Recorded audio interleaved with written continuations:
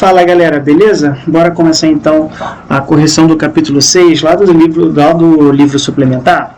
Bora lá então. Então esse textinho aqui fala um trecho da música de Luiz Gonzaga, que tem algumas características sobre o sertão brasileiro, tá? Então, bora lá.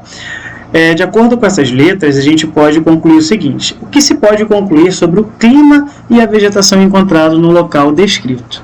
Simplesmente, galera, dá para vocês perceberem aí que o clima desse local é um clima seco, tá? Vamos botar aqui.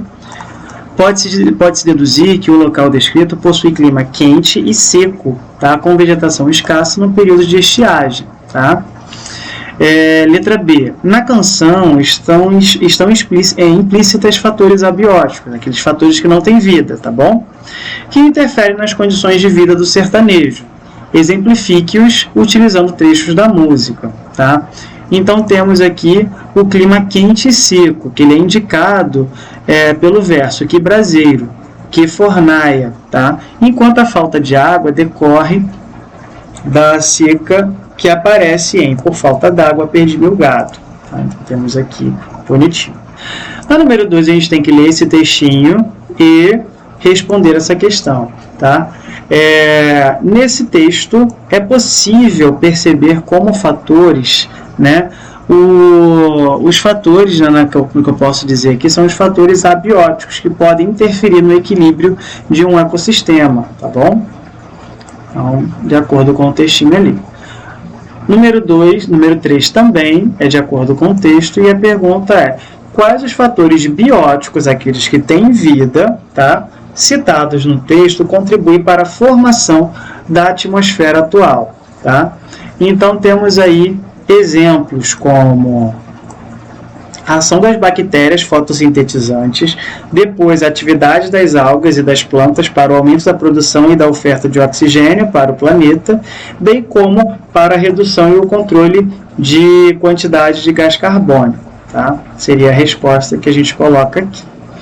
Na número 4, mosquitos do gênero Anopheles apresentam hábitos alimentares distintos. O macho se alimenta da seiva das árvores, enquanto a fêmea tem uma dieta que se baseia em sangue humano, com o qual ela nutre os ovos. É possível dizer que fêmeas e machos desses mosquitos compartilham o mesmo nicho ecológico? Não, beleza? Porque o macho, tá, ele vai estar no meio da floresta, consumindo árvores, beleza? Consumindo seiva de árvores. Enquanto as fêmeas, elas vão estar no ambiente onde tem humanos, beleza? Porque ela vai nutrir. Então ela vai procurar no meio do mato, porque no mato não tem um humano, beleza? Show? Então vamos lá na resposta, tá? Em decorrência dos hábitos alimentares distintos, os nichos do macho e da fêmea são diferentes, apesar de pertencerem ao mesmo gênero, tá bom? Número 5, a gente tem aqui a leitura de um texto e a gente vai colocar os termos que melhor se adequam às lacunas são. Então, tanto que em muitos recifes de corais do Caribe, hoje a única coisa que você encontra é o peixe-leão. Os outros peixes nativos dos ecossistemas tiveram sua população reduzida drasticamente ou desapareceram por completo, devorados por ele. Então, o correto aqui seria a letra B, tá bom, galera? Porque inseriram aqui uma espécie invasora, né, que acabou com a biodiversidade local. Tá? Então, só com a leitura do texto que vocês vão entender. Número 6. Então, botar verdadeiro ou falso. Pode-se observar a biodiversidade nos vários níveis em que os seres vivos são organizados. Verdadeiro. As espécies que compõem a fauna e a flora de um ecossistema desempenham ali algum papel que caracteriza seu nicho ecológico. Beleza. Então, cada espécie tem sua função dentro do ecossistema, tá bom? É o caso lá como é o nome? O caso de lá é aqui embaixo. É possível haver indivíduos de uma mesma espécie convivendo em nichos diferentes? Sim. Aquela questão lá do mosquito, beleza? O macho, seiva da árvore, a fêmea, humanos, beleza? Mesma espécie, nichos diferentes. A diversidade independe da variabilidade de espécie disponível em um ecossistema. Falso, beleza? A biodiversidade depende sim da variabilidade de espécie, tá bom? Então é necessário. Número 8, a gente tem que ler esse textinho e vai resolver essa questão. Se a espécie Mesosaurus ainda existisse na África e na América do Sul, seria possível dizer que no mundo haveria pelo menos 2 populações desses répteis, beleza? Eu pulei só a questão número 7, não foi? Pulei aqui, ó, questão número 7. Vamos voltar aqui na 7. Cascavéis costumam se alimentar de pequenos animais, como roedores. Se essas serpentes forem intensamente caçadas por fazendeiros locais, sua população decrescerá, ocasionando o aumento da população de roedores. Se estes forem, por exemplo, ratos, sua proliferação prejudicará plantações locais, pois eles atuarão como praga. No exemplo em questão, a caça de cascavéis demonstra como alteração de uma população, galera, porque pode interferir na comunidade como um todo. Então, se eu tenho extinção de uma caça muito grande de uma tal espécie, e essa espécie ajuda no equilíbrio ecológico de um tal ecossistema, de uma tal comunidade, então vai ter aumento de uma, decréscimo da outra. Logo, vai ter praga aí, beleza? 9. Quando falamos de biodiversidade, devemos considerar, entre outros fatores, a riqueza e a abundância de espécies em uma região. Explique o que são riquezas e abundância. Vamos lá.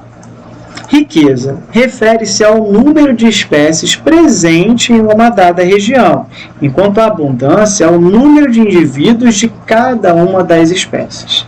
Beleza? Então vamos lá. Riqueza. A gente vai falar sobre o número de espécies presentes. Vamos supor que eu tenho, na área A, eu tenho 30 espécies de canários. Beleza? 30 espécies de canários. Beleza? Espécies de pássaro, quer dizer. Dei a riqueza. Agora, a abundância é quanto ao número de tipos de pássaros que eu tenho. Um exemplo, agora, dentro desses 30, eu tenho 15 canários. Beleza? Então, aí eu tenho abundância. Tá? 10. Diferencie habitat e o nicho ecológico. Para isso, vamos lá. Habitat é um local onde uma espécie vive, por exemplo, uma floresta ou um recife de coral. Já o termo nicho ecológico, ele se refere ao papel ecológico que aquela espécie desempenha na natureza. Beleza? Ou seja, do que se alimenta, onde se reproduz, as relações que ela mantém, etc. Beleza? Vamos aí então para o capítulo 7, né? Teia da Vida. Então a gente vai ter que ler esse poema, tá? E a gente vai responder essas questões. Classifique cada um dos seres vivos mencionados no poema em seres autótrofos ou seres heterótrofos, tá? Para isso a gente vai fazer o seguinte.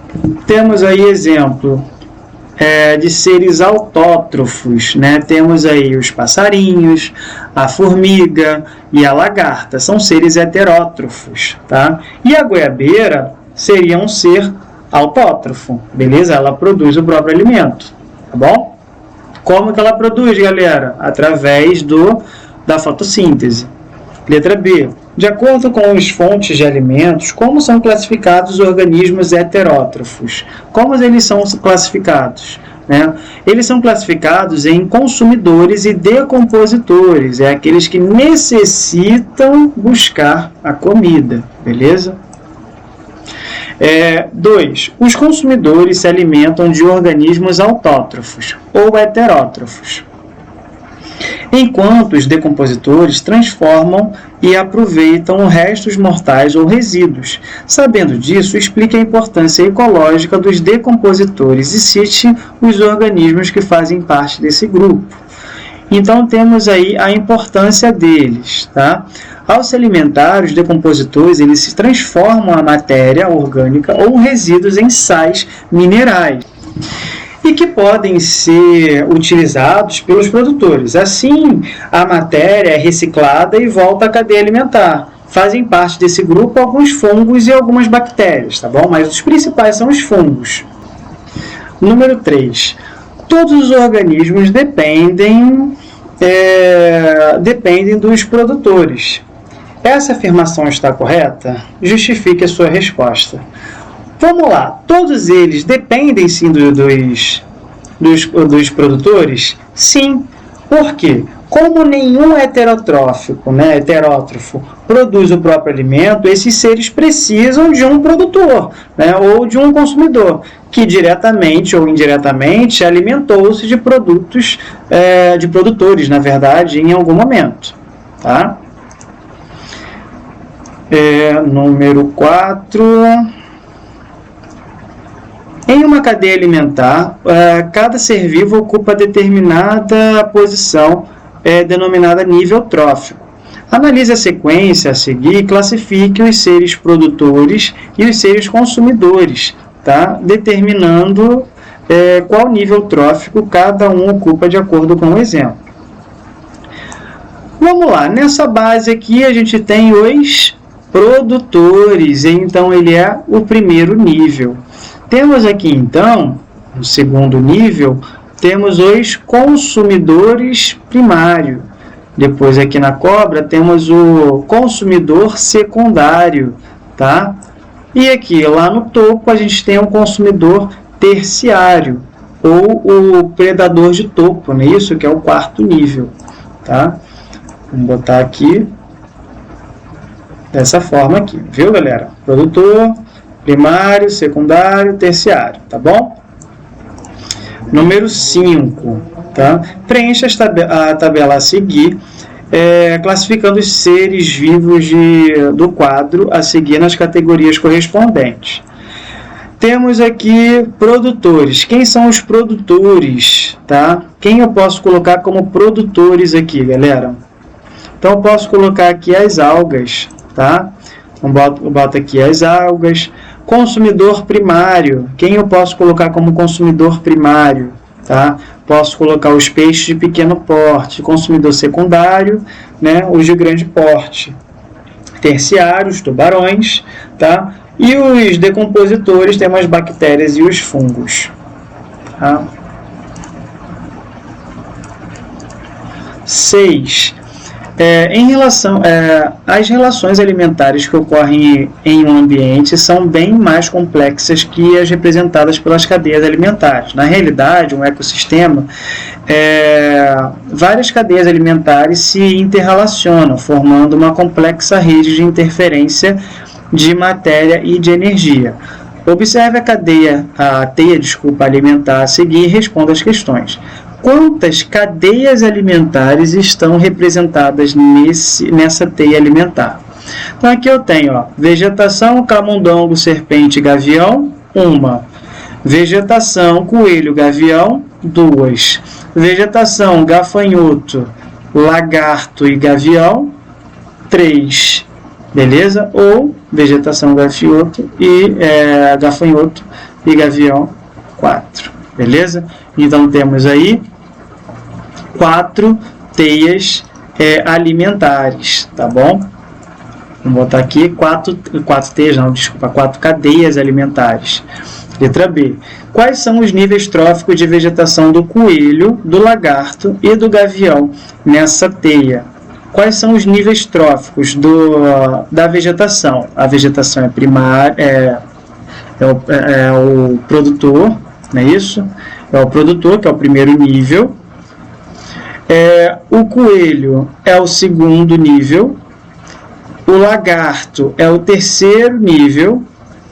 E o gavião é o quarto nível. Beleza? Então tá aí bonitinho.